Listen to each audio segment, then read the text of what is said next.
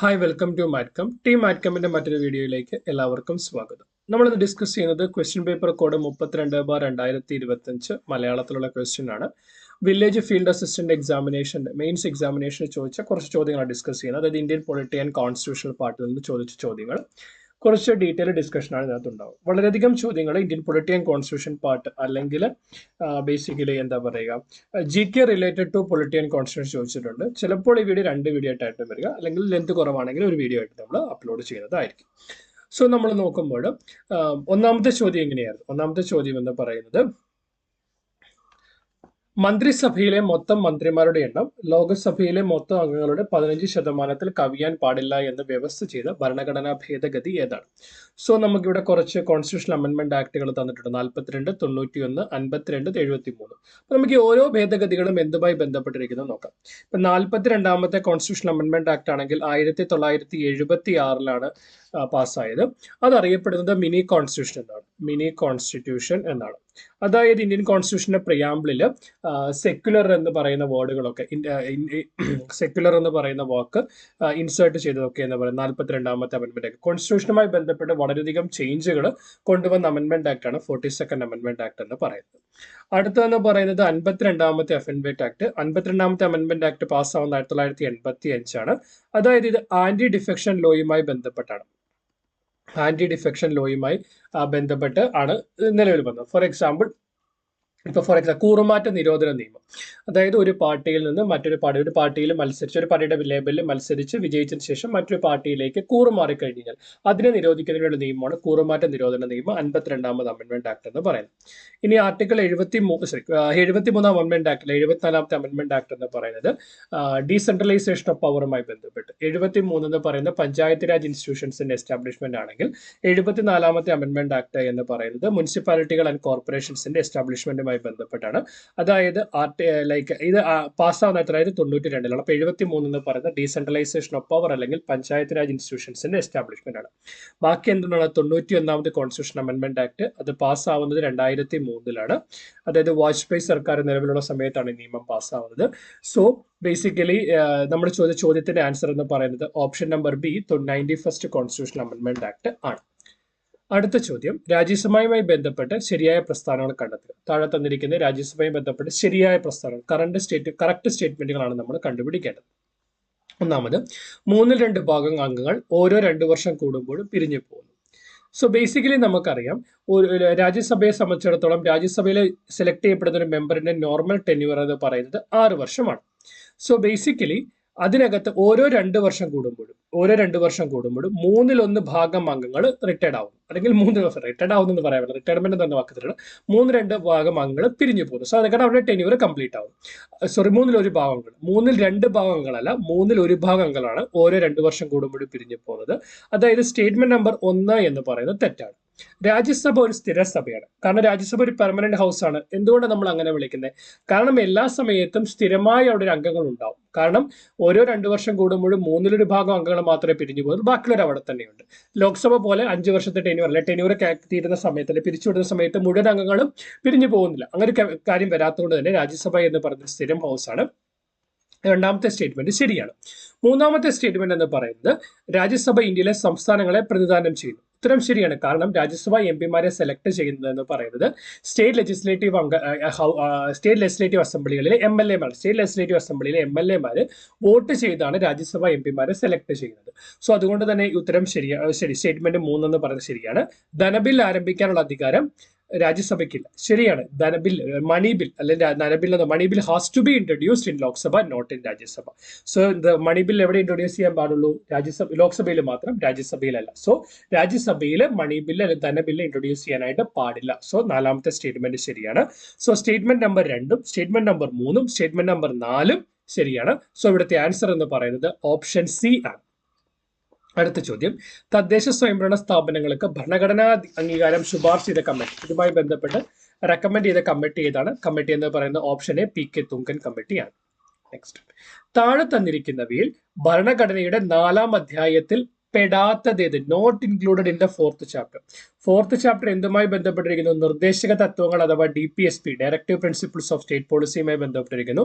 അത് ആർട്ടിക്കിൾ 36 മുതൽ 51 വരെ, അത് ഗാന്ധിയൻ പ്രിൻസിപ്പിളുകൾ, സോഷ്യലിസ്റ്റിക് പ്രിൻസിപ്പിളുകൾ ഒക്കെ ഉള്ളത് ഡയറക്റ്റീവ് പ്രിൻസിപ്പിൾസ് ഓഫ് സ്റ്റേറ്റ് പോളിസിയിലാണ്, ആർട്ടിക്കിൾ 36 മുതൽ 51 വരെ.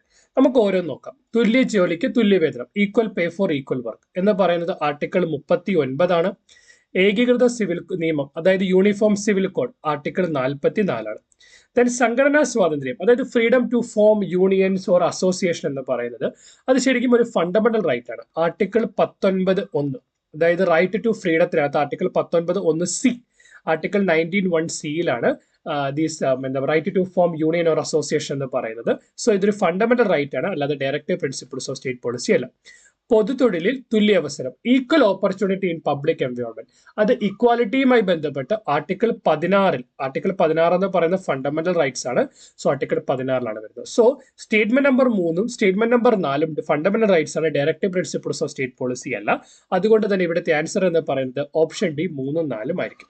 ഓപ്ഷൻ ഡി 3 ഉം 4 ആയിരിക്കും. ഓക്കെ, അടുത്ത ചോദ്യം 24. 2024 ലോക്സഭാ തെരഞ്ഞെടുപ്പ് സമയത്ത് മാതൃകാ പെരുമാറ്റച്ചട്ടം ലംഘിക്കുന്നതും ക്രമക്കേടുകളും പരാതികളും അറിയിക്കുന്നതിനും പൗരന്മാർക്ക് വേണ്ടി ഇന്ത്യൻ തെരഞ്ഞെടുപ്പ് കമ്മീഷൻ തയ്യാറാക്കിയ മൊബൈൽ ആപ്ലിക്കേഷൻ. സോ വിജിൽ എന്ന് പറയുന്നത് ആ വേർഡിനകത്തുണ്ട് എന്നുള്ളത് വളരെ ക്ലിയർ ആണ്. കാരണം KYC എന്ന് പറഞ്ഞാൽ നോ യുവർ കസ്റ്റമർ എന്ന് പറഞ്ഞ ബാങ്കുകാരൊക്കെ ഇഷ്യൂ ചെയ്യുന്ന കാര്യങ്ങളാണ്. സോ KYC അല്ല എന്തായാലും. ദെൻ വരുന്നത് വിജിൽ എന്ന് പറയുന്ന വാക്ക് 3-നകത്തും കോമൺ ആയിട്ടുണ്ട്. സോ ബേസിക്കലി നമ്മൾ നോക്കുമ്പോൾ ECI, election commission of India, vigil, electronic vigil, vigil, ഇത് ഏതാവും കറക്റ്റ് ആയിട്ട് വരിക? സോ ബേസിക്കലി നമ്മൾ പെട്ടെന്ന് സെലക്ട് ചെയ്യാൻ സാധ്യത ECI വിജിലാണ്. പക്ഷെ ആൻസർ ഓപ്ഷൻ ഡി വിജിലാണ്. അതായത് സിറ്റിസൺ ആണ് ഇതിനകത്ത്, അതായത് പൗരന്മാരാണ് ഇത് കാര്യങ്ങളെ ഇൻഫോം ചെയ്യുന്നത്. സോ ലൈക്ക് നമ്മളൊരു വിജിലന്റ് ആയിട്ടുള്ള സിറ്റിസൺസിനെ ജനറേറ്റ് ചെയ്യാനായിട്ട് സിറ്റിസൺസിൽ നിന്നാണ് എക്സ്പെക്ട് ചെയ്യുന്നത്. അതുകൊണ്ട് തന്നെ വിജിൽ അല്ലെ സിറ്റിസൺ വിജിൽ എന്ന് പറയുന്നത് വിജിലാണ് ഇവിടുത്തെ ആൻസർ ആയിട്ട് വരിക. ഓപ്ഷൻ ഡി ആണ് ഇവിടുത്തെ ആൻസർ എന്ന് പറയുന്നത്. നെക്സ്റ്റ് ചേരുംപടി ചേർക്കുക. ചേരുംപടി ചേർത്തവ പരിശോധിക്കാം. യൂണിയൻ ലിസ്റ്റ് പ്രതിരോധം, ആണവോർജം. സംസ്ഥാന ലിസ്റ്റ് കൃഷി, മത്സ്യബന്ധനം. കോൺകറന്റ് ലിസ്റ്റ് മത്സ്യബന്ധനം, മദ്യനിയന്ത്രണം, ബാങ്കിങ്. തന്നിരിക്കുന്ന സൂചകങ്ങൾ ഉപയോഗിച്ച് ശരിയായ ഉത്തരം കണ്ടുപിടിക്കാം.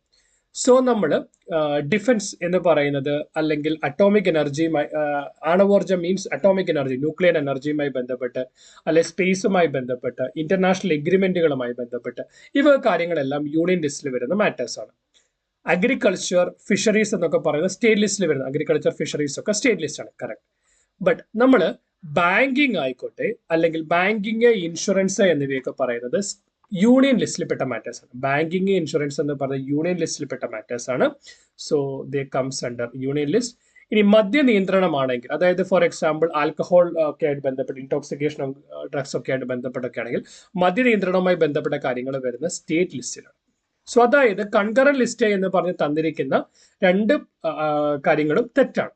ഓക്കെ, സോ അപ്പൊ ഇവിടെ തന്നിരിക്കുന്ന സൂചകങ്ങൾ ഉപയോഗിച്ച് ശരിയായ ഉത്തരം കണ്ടുപിടിക്കാം. ഒന്നാമത്തെ, രണ്ടാമത്തെ മാത്രമാണ് ശരി. സോ അതായത് ഓപ്ഷൻ ബി 1, 2 എന്നിവ ശരിയാണെന്നുള്ളതാണ് ഇവിടുത്തെ ആൻസർ ആയിട്ട് വരിക. സോ 25ന്റെ ആൻസർ എന്ന് പറയുന്നത് ഓപ്ഷൻ ബി ആണ്. നെക്സ്റ്റ് വൺ, നിലവിലെ കേന്ദ്ര പാർലമെന്ററി കാര്യ വകുപ്പ് മന്ത്രി ഏതാണ്? സോ ഡയറക്റ്റ് നമ്മൾ ആൻസറിൽ എഴുതുന്നതിന് പകരം ഓരോരുത്തർക്കും എന്ത് വകുപ്പാണ് ഉള്ളതെന്ന് നോക്കാം. സോ നമ്മളിപ്പോൾ മൻസുഖ് മാണ്ഡവ്യ നോക്കിക്കഴിഞ്ഞാൽ, മൻസുഖ് മാണ്ഡവ്യ എന്ന് പറയുന്നത് ലേബർ ആൻഡ് എംപ്ലോയ്മെന്റ്, തൊഴിലുമായി ബന്ധപ്പെട്ട്